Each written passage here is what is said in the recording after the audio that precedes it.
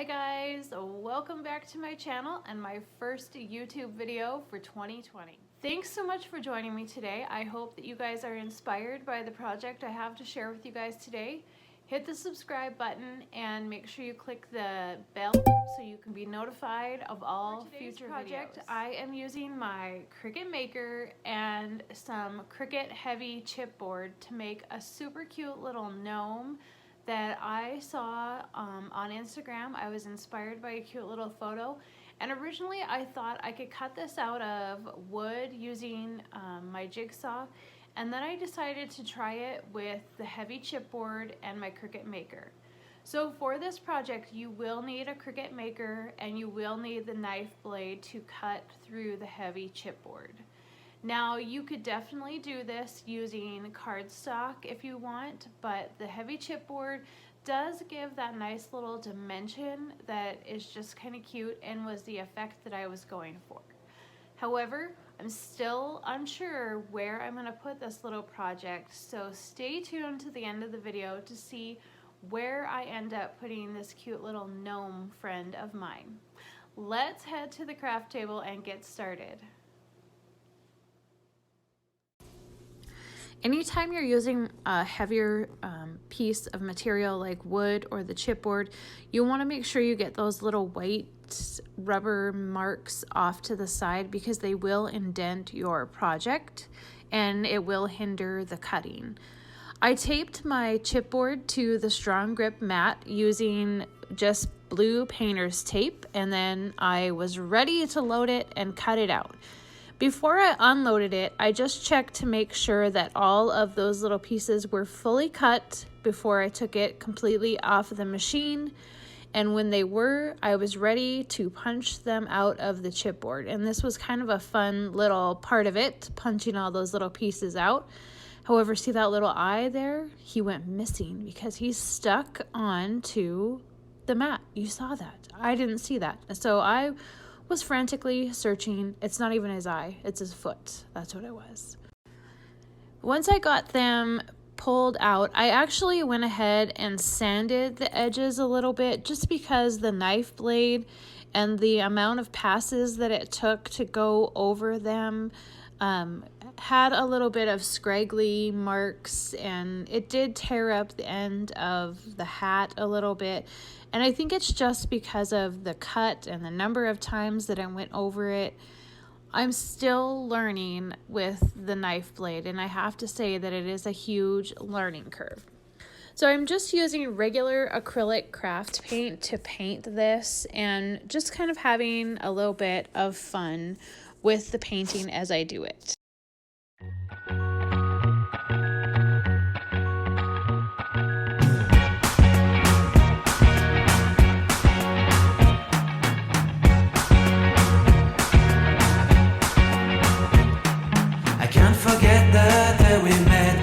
So blue, me pressing through. I can't forget the day we met. Your smile so bright, it made me swoon. Our love is like a summer's day, hot and endless in a magic way. Whenever I see you, all I can think is my summer love.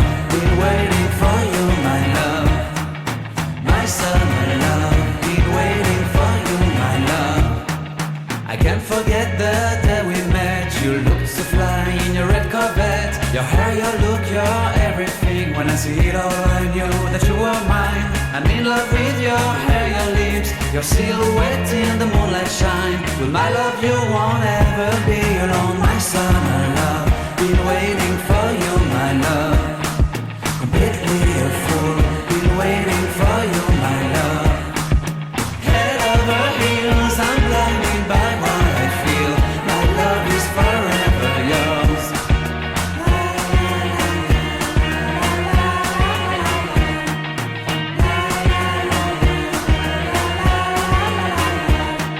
You have my heart, you have my soul, you have my whole, you have my control.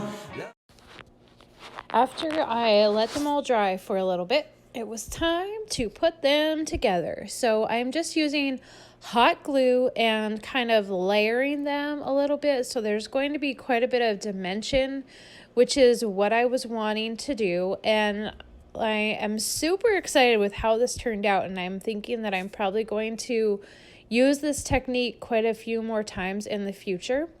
So I'm going to add his little feet down below, and that is one awesome thing about downloading the SVGs to Cricut Design Space is all of these little things were cut out separately, so you could do it with cardstock, but it's just kind of fun to have this little bit of dimension and thickness with the chipboard.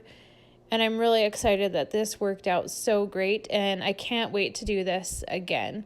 I see lots of more gnomes in my future. I'm probably going to be overrun with them, but that's okay. I'm happy with it. So I got him all put together, and it was time to figure out something to do for the background. Oh, before that, I did decide that I wanted to have some sort of something on the end of his hat, and to kind of cover up that little part that got ripped off when the machine was cutting.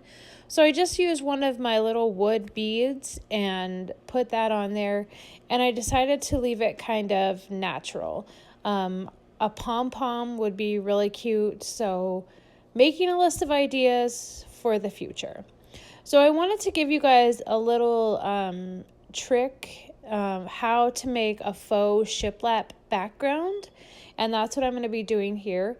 I cut out a circle with the chipboard and using my maker again, just because I had it there and I wanted to to use it up again and see how it worked.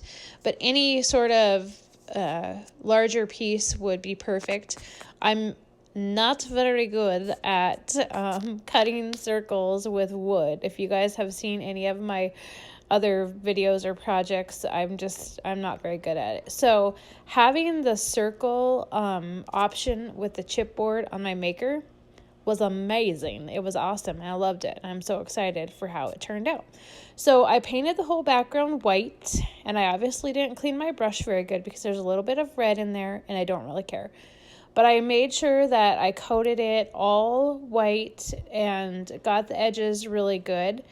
And then to make the faux shiplap, I'm going to use some painter's tape and then a very lighted hand of black paint. So you can use this technique on signs or anything. I recently used it on a clock that I made because I just used a piece of plywood and I wanted it to look more like it was planked, like the shiplap. So you can see that I'm just kind of using a very, very small gap between the painter's tape, and then I'm going to do black, but I go back over, and you'll see that in a little bit, and go with gray. But I have my little makeup sponges, and after I got a little bit of paint on the makeup sponge, I really dab it off really good because you don't want there to be a lot. You kind of want it to be like almost non-existent and almost a little bit distressed, so you can see the line, but not totally. And you'll be able to see it really well when I peel the painter's tape off of this. But like I said, I thought the black was a little bit too bold, and so I went back over it with some gray paint, and that kind of muted it down a little bit. There you go, you can see. So now it's time to attach little Gnome Man to his background. And I think that there are so many cute things that you could do with this once you get it on there. I just really liked that shiplap look behind him.